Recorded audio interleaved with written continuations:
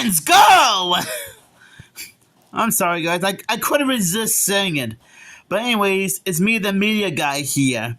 And if you haven't seen the title and thumbnail of this video, today I'll be doing a second look review of Teen Titans Go versus Teen Titans. Okay, first of all, man, what a mouthful of a title. Okay, that and straight out of nowhere, Scooby-Doo meets Courage the Cowardly Dog those are a mouthful of a title. But that's besides the point. And second of all, this is a second look review, because if you remember that nearly a year ago, I got this along with a Funko Pop figure of LeBron James and Tom and Jerry Spy Quest on DVD.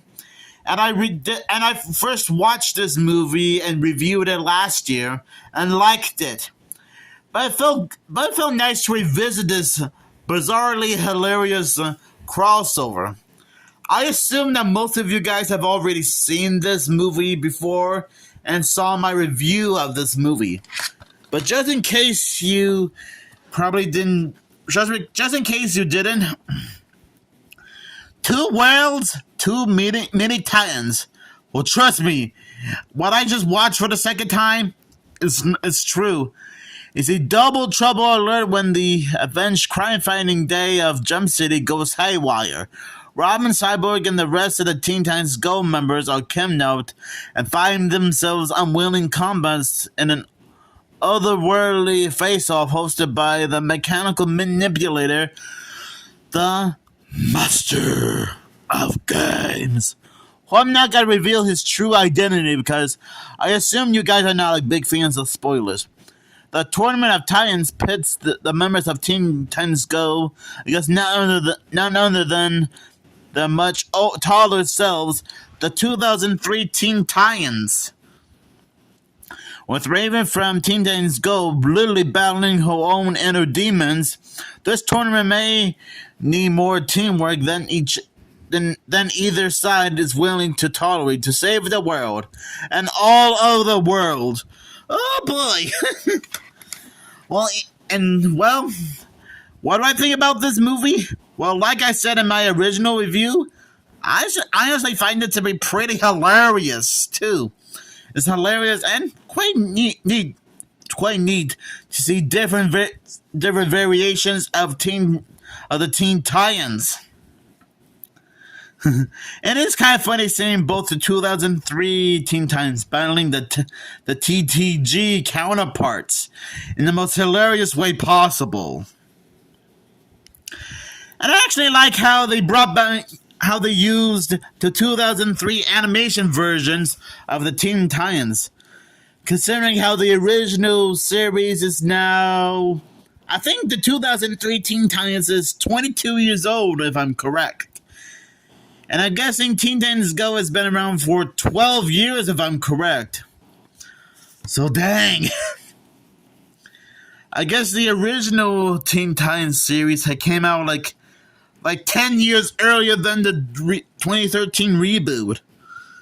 Talk about a 10-year age gap between the two shows. This movie does have cool animation, an interesting plot to follow, some funny jokes here and there. And I think this is probably one interesting way to bring back the Teen Titans, mainly the 2003 counterparts. May not be what most people were expecting, but hey, I assume this is like close enough, right? I think I probably said this in my original review, but just in case I haven't, I think bringing back the 2003 Teen Titans in this bizarre crossover is probably close enough. And yes, I think I did mention this in my original review, but just in case, I do remember watching some episodes of the original Teen Titans series on Cartoon Network, as well as Teen Titans Go from time to time. And I find both shows to be interesting in their own unique way. Since I guess for the 2003 show, it's more serious, while Teen Titans Go usually dives into a bit of Looney Tunes, Freakazoid, Animaniacs, Tiny Toons humor. Or something. And look, I know that Teen Titans Go may not be like a fan favorite show. Even though I assume most of you despise the show. But if I'm gonna be honest, and please, no hate comments, okay? Don't be rude, but Teen Titans Go is sort of a guilty pleasure of mine. Yes, it's a bit of a weird show, but it can be funny in its own bizarre way. And to be fair, I assume the original 2003 Teen Titans series can have some funny moments here and there. I actually like how both teams of Titans are trying their best to work together to defeat the evil Trigon, both from the 2003 Teen Titans series and Teen Titans Go. So yeah, I guess there's apparently an infinite number of Earths. Yeah, this one is sort of like one of those multiverse type movies, which I assume we've seen this happen multiple times, like The Flash and Spider-Man, for example. And I still like how the actual voice cast of the Teen Titans were still involved because, well, to be fair, they were all involved in both the 2003 Teen Titans series and Teen Titans Go. Actually, I think their names are on the credits. Yeah. Scott Manville, Greg Sipes, Kari Payton, if I'm saying that right, Tara Strong, and Hindi Walsh. Again, I hope I pronounced his name and her name correctly. Cause if not, then I'm terribly sorry. I'll just try my best to pronounce their names. But to be fair, I was mostly familiar with Greg Sipes' work, Tara Strong's work, and Scott Menville.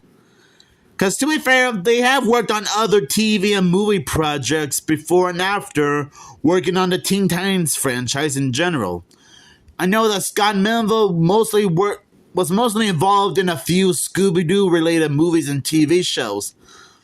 Like Luke from Scooby-Doo Camp Scare, Red Herring from A Pup Named Scooby-Doo, one of the Boy Scouts from Scooby-Doo and the Ghoul School, and he even voiced Shaggy and Scooby-Doo Get a Clue. Greg Sipes also worked on the 2012 TMNT series, as well as some of the recent Ben 10 projects. And Tara Strong, her I'm mostly familiar with, because not only that she was involved in both of these Teen Titans series, but she has lent her work on a few other DC related projects like Harley Quinn, for example, as her voice. And yet she has worked on other cartoons as well, like Drawn Together, The Fairly Odd Parents, and worked on a few Scooby-Doo related TV shows and movies. My favorite part of this movie is when they were traveling through the multiverse to outrun Santa Claus and his wife. They discover all sorts of different variations of the Teen Titans. Like little cartoony versions of themselves, mainly the rubber hose style of the 30s and 40s. I think the Young Justice versions of the Teen Titans also appeared in this movie as well. We even get some underwater versions of the Titans. And even during the big battle against the two Trigons, all the different variations of the Titans come together to work together to defeat both Trigons. I will admit, that's actually pretty clever. Some people might think that's like a little rip-off on Avengers Infinity War and Avengers Endgame, which I assume most of you guys are already gotta point that out. You gotta point that out in the comments. But I honestly think that's like a coincidence, because that could have mean anything. And some days this film can be a little bit self-aware at times.